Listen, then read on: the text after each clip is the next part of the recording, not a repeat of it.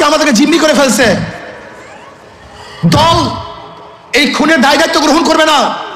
আমি স্পষ্ট ভাষায় বলতে চাই, এই খুনের দায় দায়িত্ব তারেক জিয়াকে গ্রহণ করতে হবে। এই খুনের দায় দায়িত্ব মির্জা ফখরুলকে গ্রহণ করতে হবে। এই খুনের দায় দায়িত্ব বিএনপিকে গ্রহণ করতে হবে। এই খুনের দায় দায়িত্ব প্রত্যেক প্রশাসন গ্রহণ করতে হবে। আপনারা ক্ষমতায় যাওয়ার আগেই এই অবস্থা দেশে, ক্ষমতায় যাইলে কি করবেন? ও বিএনপির বন্ধুরা, আপনারা জানেন যে 5ই আগস্ট 24 যে নূতন সরকার, অন্তর্বর্তীকালী সরকার, ডক্টর ইউনূস মোহাম্মদের সরকার আসছে একটা ছাত্র জনতার গণ অভ্যুত্থানের মাধ্যমে। ফ্যাসিস্ট ফেরাউন জালেম হাসিনা সরকারকে এদেশের ছাত্র জনতা চিরতরে তার দল সহ সবাইকে দেশ থেকে ভাগাই দিয়েছে। কিন্তু হাসিনা সংসদ বলছে, আমি হাসিনা শেখের বেটি, আমি বাংলাদেশ ছাড়িয়ে যাব না। কি বলে নাই? কিন্তু ফয়সালা আসমান যে হয় আল্লাহর পক্ষ থেকে হয়, তোর ভাত আর নাই। ঠিকই একই কাজ যদি বর্তমানে যে দাবি করে আগামীতে আমি সরকার গঠন করব, 3 বার ক্ষমতায় গেছে বিএনপি যদি করে, তাহলে এদেশের জনগণ তাদেরকে উচিত শিক্ষা দেবে কি দেবে না? তাদেরকে তো আমরা ভয় পাই না। ভয় পাই কাকে? আল্লাহকে। বড় বড় দল বলেন, কত বড় বড় দল তো শেষ হয়ে গেছে। মুসলিম লীগ এদেশে ছিল না, বড় দল কি বলেন, ছিল কি ছিল না? অস্তিত্ব আছে। জাতীয় পার্টি ছিল না, সরকার গঠন করে নাই, তারা আছে, এখন অস্তিত্ব আছে। বিএনপি আপনারা যা শুরু করছেন, বড় দল মনে করেন, এদেশের জনগণ আপনাদেরকে ডাস্টবিনে নিক্ষেপ করেন ফেলে দেবেন সব। আপনি দেখেন এই মিরপুরে দুলাল নামে যে ব্যবসায়ী, তাকে সোহাগ নামের যে ব্যবসায়ী, তাকে কিভাবে নির্মম ভাবে কি করছে, খুন করছে। বিএনপির সন্ত্রাসী বড় বড় দলেরা তারা কি করলো, এই সোহাগকে পাথর নিক্ষেপ করে তাকে ওখানে শহীদ করলো, মারলো। ঠিক কিনা? বিএনপির বড় ভুল পাথর মেরে মানুষ খুন। বিএনপির বড় ভুল পাথর মেরে মানুষ খুন।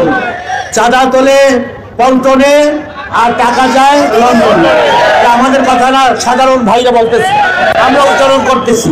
তা আপনারা কোন মুখে আবার আমাদেরকে গাইল দেন? আমাদের চরের পীর বললে গাইল দিতেছেন। যারা জনতা নির্বাচন করতে চায়, অস্থিতিশীল পরিবেশ তৈরি করার মধ্য দিয়ে তারা সেই ঠুনকো নির্বাচনের আয়োজনে সরকারকে বাধ্য করার অংশ হিসেবে এই সমস্ত ষড়যন্ত্র চালাচ্ছে। 9 তারিখে ঘটনা সংঘটিত হয়েছে। আজকে সাংবাদিক সম্মেলন কেন?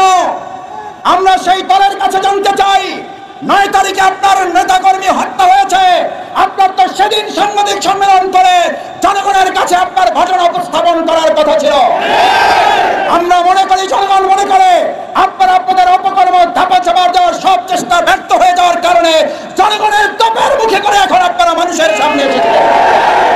আমার ভাইয়েরা, আরেকটা কথা বলে শেষ করতে চাই। পৃথিবীর ইতিহাসে সম্ভবত এটা বিরল ঘটনা। মানুষ আন্দোলন করে সরকারের বিরুদ্ধে, আর আমাদের দেশের মানুষ এখন একটা দল ক্ষমতায় আসতে পারে এই আতঙ্কে তাদের বিরুদ্ধে এখন এই পতনের আন্দোলন। এটা পৃথিবীর ইতিহাসে কোথাও পাওয়া যাবে না। আপনারা গিনিস বুকে আপনাদের নাম লিখিয়ে ফেলেছেন। আপনারা বড় দল অনেক বড় জায়গায় পৌঁছে গিয়েছেন। আপনারা ক্ষমতায় যাবেন না তার আগেই জনগণ আপনাদের পতনের জন্য রাস্তায় নেমে গতকাল রাতে গোটা দেশ বিক্ষোভে পরিণত হয়েছে। আমরা জুলাই আগস্টে যে স্লোগান শুনেছি, গত রাতে বিশ্ববিদ্যালয়, স্কুল, কলেজগুলোতে সেই স্লোগান শুনেছি। তার মানে আপনাদের প্রোগ্রাম থেকে এখন জয় বাংলার স্লোগান হয়। বাধ্য হয়ে জনগণ আজ আপনাদের বিরুদ্ধে মুখ খুলে ছাত্র জনতা আবার আরেকটা 5ই আগস্টের জন্য প্রস্তুতি গ্রহণ করছে। আজকে আমাদেরকে জিম্মি করে ফেলছে। দল এই খুনের দায় দায়িত্ব গ্রহণ করবে না। আমি স্পষ্ট ভাষায় বলতে চাই, এই খুনের দায় দায়িত্ব তারেক জিয়াকে গ্রহণ করতে হবে। এই খুনের দায় দায়িত্ব মির্জা ফখরুলকে গ্রহণ করতে হবে। এই খুনের দায় দায়িত্ব বিএনপিকে গ্রহণ করতে হবে। এই খুনের দায় দায়িত্ব প্রত্যেক প্রশাসন গ্রহণ করতে হবে। এই যে তার সন্তান সোহাগ মামলার এই বাদীর ছেলে, তার নিজের মুখে শুনেন, মামলা দেওয়া হয়েছিল, কিন্তু পুলিশ মামলা গ্রহণ করে নাই, পুলিশ তার মামলা গ্রহণ করে নাই।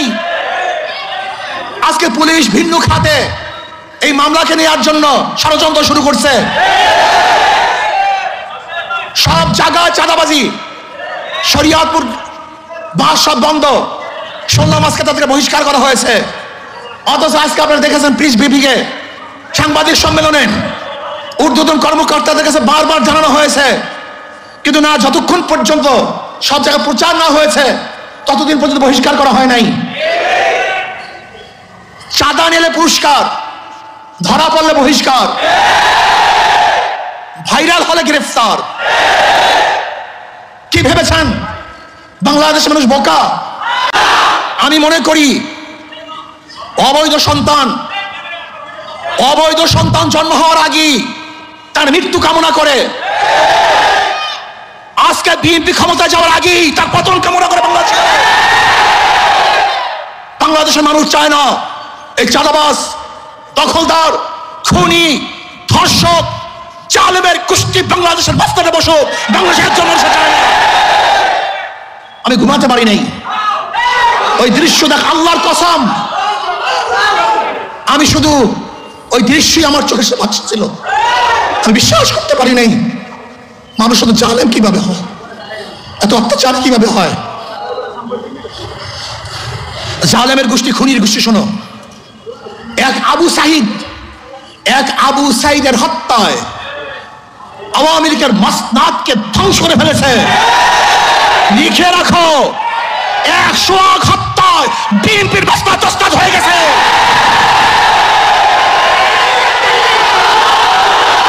শোনো, তোমরা ভেবেছ গুম হত্যা মামলা বিএনপি ক্ষমতায় আসবে, এই ভয়ে তোমার সামনে সবাই মাথা নত করবে।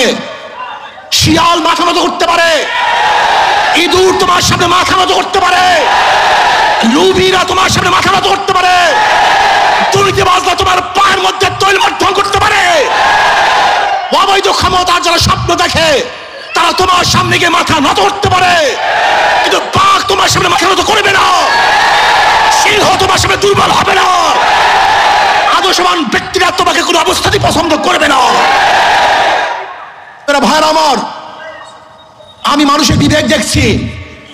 এই ঘটনা ঘটাবার পরেও বিবেকবান মানুষ যারা নিজেদেরকে শিক্ষিত দাবি করে, ওরা কিভাবে বিএনপি আওয়ামী লীগ করে আমার বুঝে আসে না।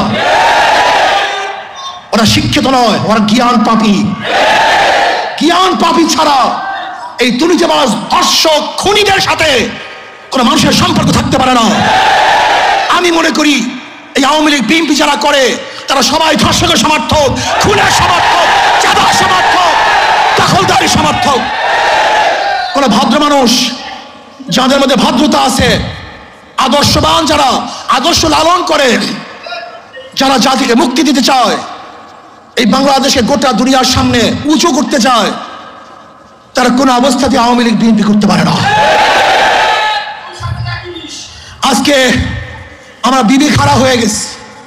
যারা সাংবাদিক তারা বিবি খাড়া, যারা বুদ্ধিজীবী বিবি খাড়া, যারা প্রশাসক বিবি খাড়া। এই বাংলাদেশকে নতুন ভাবে করতে হবে, মানুষকে আদর্শবান করতে হবে।